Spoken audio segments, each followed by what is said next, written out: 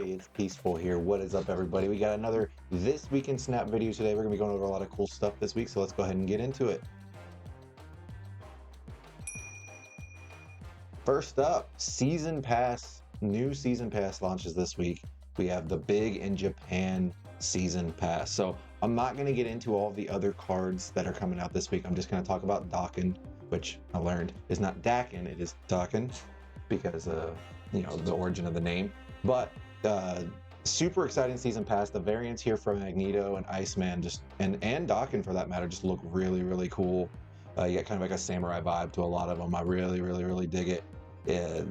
These are some of my favorite variants that I've ever seen come out in Snap, so I'm pretty excited to get these. I just wanted to mention, since we do talk about bundles and stuff in these videos, season passes, if you spend money on the game, are probably the first thing that should be on your list of things that you buy. It's just always the best value. You get a ton of extra resources for the game, you get a ton of free variants, you get a free card, which if you think about the value of a card, what a card normally costs in Snap, if you're not going to get it naturally through the progression of the game, can be very expensive, as you'll see when we get to the bundles today. So I do think this is a really great value if you spend money on the game. Obviously, if you're free to play, then that's off the table, but Daken looks like a pretty cool card, so let's go ahead and check him out. So this is Daken. He is a 3 cost, 4 power, and has the on reveal, add the Muramasa shard to your hand. So I'm going to just go ahead and show you real quick what the Muramasa shard is. This is when this is discarded or destroyed, double Daken's power. Really cool card design, if you ask me. Obviously, as you can see from the claws and stuff, he's related to Wolverine somehow. I believe he's Wolverine's son. Obviously, with the Muramasa shard, there's sort of a discard / destroyed theme, and there's actually a theme to that for the cards throughout the month. So I'm really excited to see how powerful this card ends up being. As you see, it says double Daken's power. It's not like Thor where it just adds 6 power to it if you get the hammer. This is literally, if you can buff Daken with, say, something like Shuri or Nakia or something like that, you get a ton of extra value from the shard being discarded or destroyed. Now, where does this better fit? In a discard deck or a destroy deck? I gotta say, it looks to me like it would be a lot better in a destroy deck because of what destroy decks are naturally trying to do. But you do have things like Calling Wing to synergize with it in discard deck. So there is a possibility that there could be a home for this in a discard deck. I know I've playing around with this and trying it in both.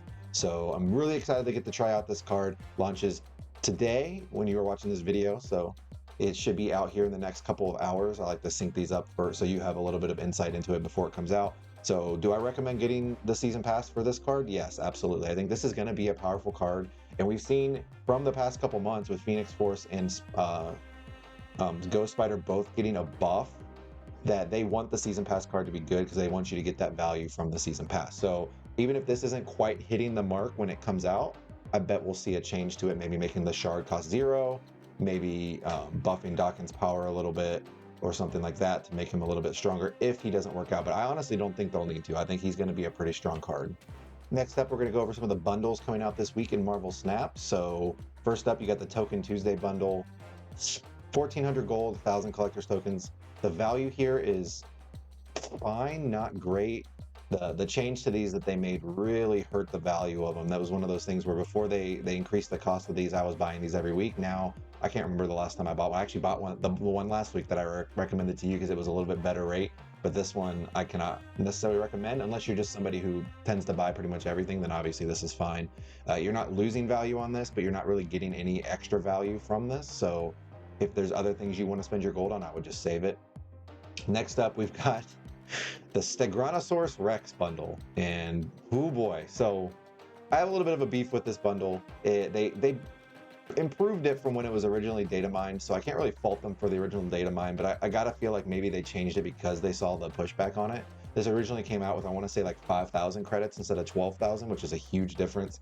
It was really bad. It was probably the worst bundle I've ever seen in Snap, comparable only to the infamous 3x value Darkhawk bundle, and you're basically just getting a Stegron variant, the 12,000 credits, and boosters. Like, yeah, you get the avatar and you get the title, but to me those don't really have all that much value. They don't really, like, I wouldn't ever buy a bundle just for the title. So the value for this is very medium, especially for the cost. This is 7,500 gold for a variant and a bunch of credits. So yes, you get, now that they've increased the credits, the value is actually not that bad. You're getting, you know, more credits than you would get if you spent this much gold. So it looks a little bit better. And if you don't already have the Stegron variant, it can be okay.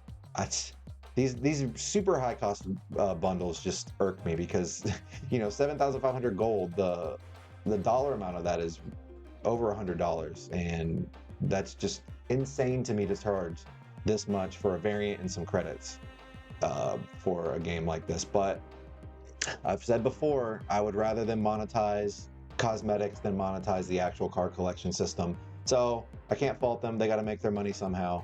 I will be passing on this bundle. That is a lot of gold, and I can't really justify picking this up. But if that's something that you are into, knock yourself out. Next up is the Doctor is 10. You get this sweet Morbius bundle I get pictured here for 20 bucks, and then you get 1,000 collector's tokens, 500 credits, 500 gold, boosters, and a Morbius avatar to match the card. So again, this one I'm kind of medium on too. It's money instead of gold, which I always don't like. I'd rather them be gold bundles because then everybody can try and save up for them. But this one comes with gold, so the value really isn't too bad. You know, 500 gold, that's basically half the cost of the bundle anyway. Then you get 1,000 collector's tokens and the Morbius variant with it. It's not bad. It's pretty decent value. So if you are someone who spends money on the game, this probably isn't the worst one to pick up. But it's also not amazing either. Last up, we got Heroes for Hire. I didn't put these up on here because I guarantee you've seen these variants already. These are the beta variants that for one of the season passes from the beta release before the worldwide release. They just did this with the ocean theme bundle where you got the Wave and the Cosmo and the Namor. So just the same kind of thing. For 10 bucks, you get a ton of variants and a ton of avatars and a bunch of boosters. It's a good deal. The Daredevil variant is fire. The other two I could live without, but I really like the Daredevil variant. So honestly, I'll probably be picking this one up. It's 10 bucks, basically the cost that the season pass was, and not all you do is you miss out on all of the extra season pass perks you would have gotten for that month. You still get all the variants and the avatars, which is pretty cool. This week's Spotlight Cash, I want to go ahead and go over this as well. This week has got some fire variants, so I'm pretty excited about this week. I haven't decided yet if I'm going to go for any of them, but I really want that Spider-Ham. So this week we have Galactus, Nimrod, and Spider-Ham are the 3 featured cards. Remember, they have changed this, so the 4th Spotlight Cash, which is the Mystery Series 4 or 5 card, or 1,000 tokens now instead of the variant. So these are not that bad to go for if you need even 2 of the cards. I don't recommend going for it unless you need at least 2 of the cards. I actually already have all 3 of these cards, so I'm pretty tempted to pass so I can save up for the other weeks in this month. But I mean, just look at that Spider-Ham. He's eating a freaking hot dog, and then you got the little Spider-Gwen plushie beside. Oh my god. Ryan Gonzalez is amazing. So think about that. If you want these variants, definitely a good week to go, because I think these are some of the best Spotlight variants we've gotten, which is crazy to think about because they've just been absolutely insane from the beginning. So do what you think is best for you. Don't go for this if you only need 1 card. That's, again, I'll probably say that every week just to make sure anybody who hasn't watched these before will understand. Very important. Save these until you need at least 2 of the cards, preferably 3, or 2 or 3 of the variants total, right? So if you need Galactus, you don't have Galactus yet, but you want the Spider-Ham and the Nimrod variants, good week to go for it. If you need Galactus and Spider-Ham, it's a great week to go for it. If you have all 3 cards and you're not a big fan of the variants, then obviously save your caches. Last up, we're going to go over a few things that happened this week.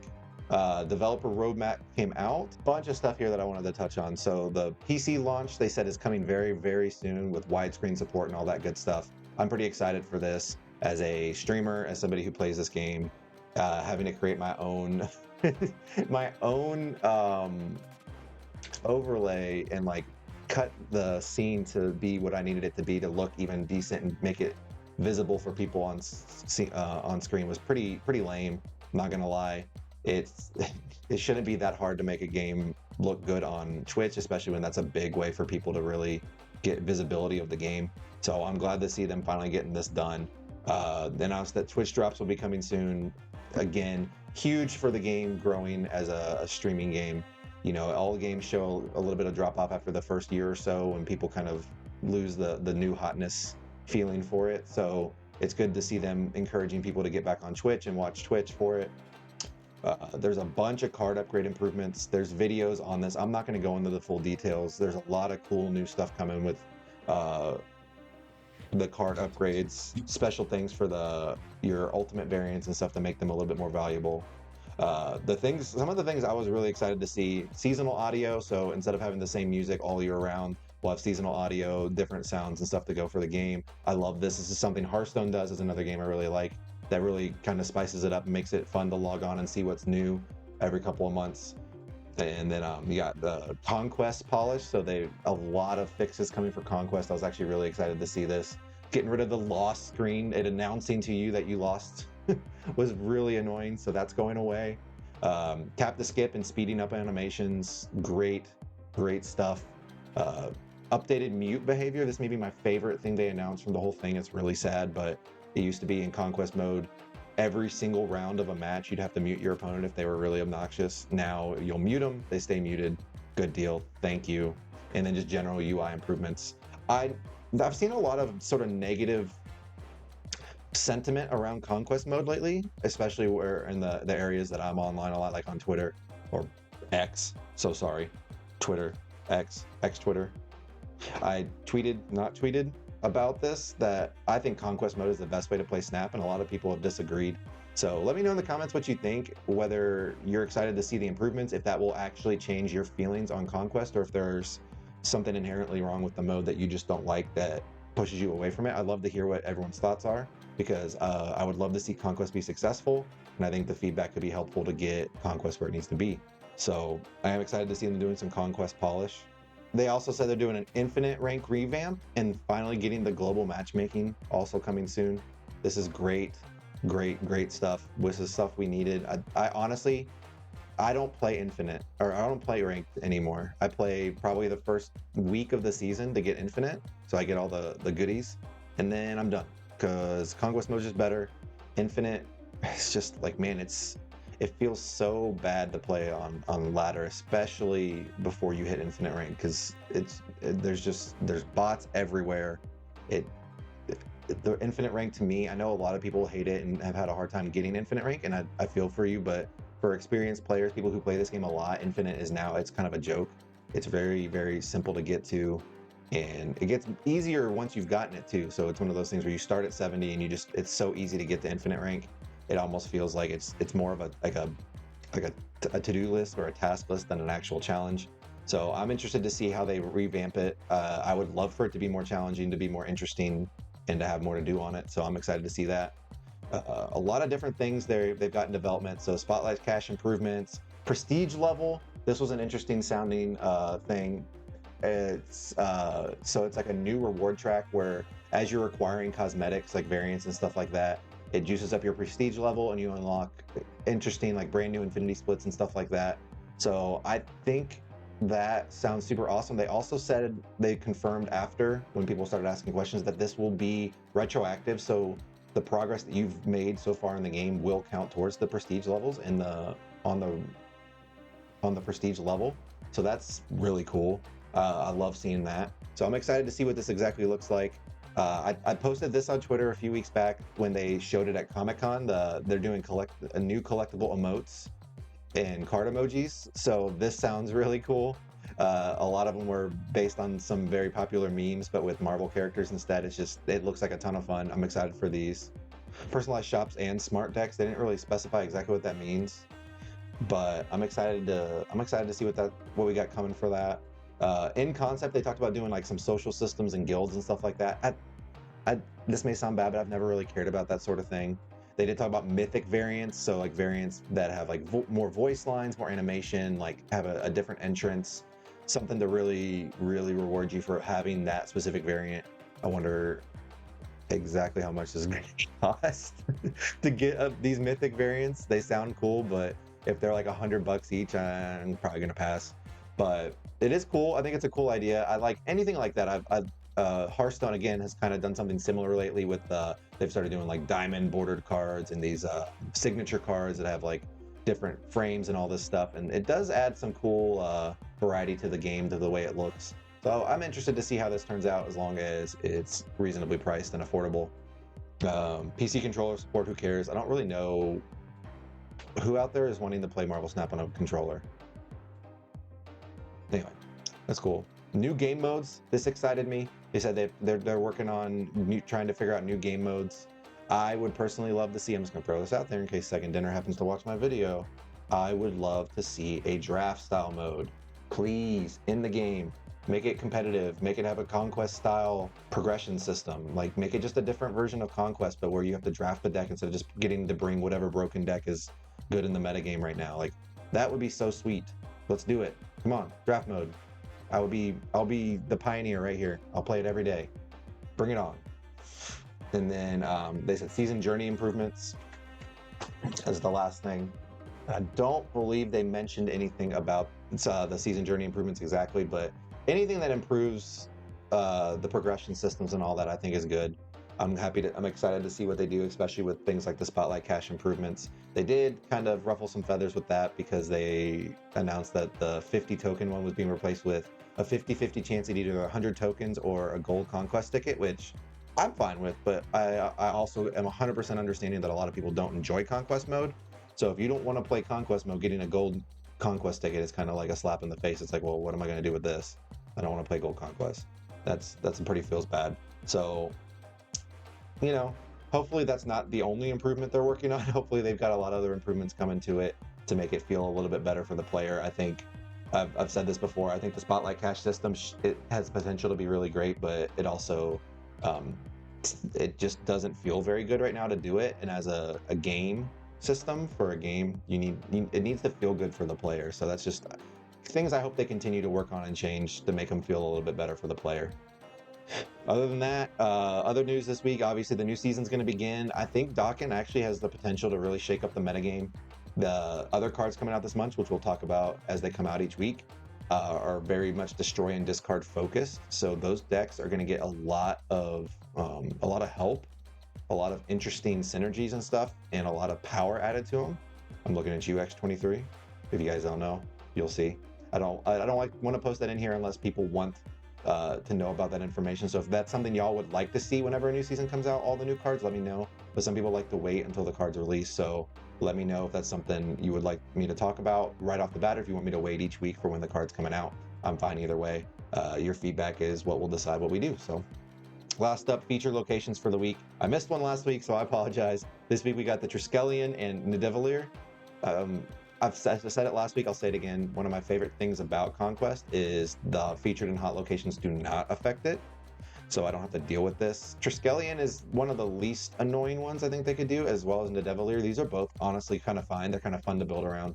Nidavellir obviously rewards a token type strategy where you can put a lot of units on your board. Triskelion is really good for Devil Dino and those sort of decks. You can just run your Quinjets and get the extra value from this. So kind of cool. Not the worst. Triskelion's particularly bad for combo style decks because it always blocks at least one draw. So just keep that in mind, that you probably don't be running like more combo oriented decks that need to draw very specific cards while the Triskelion's around, if you're someone who plays ranked. That's all I've got for this week. I hope this was helpful to you guys. And if there's anything else you would like to see me add to these each week, please let me know. But other than that, I hope you have a great week in Snap. Enjoy Daken and the new season pass, trying out some new cards, and I'll see you next week.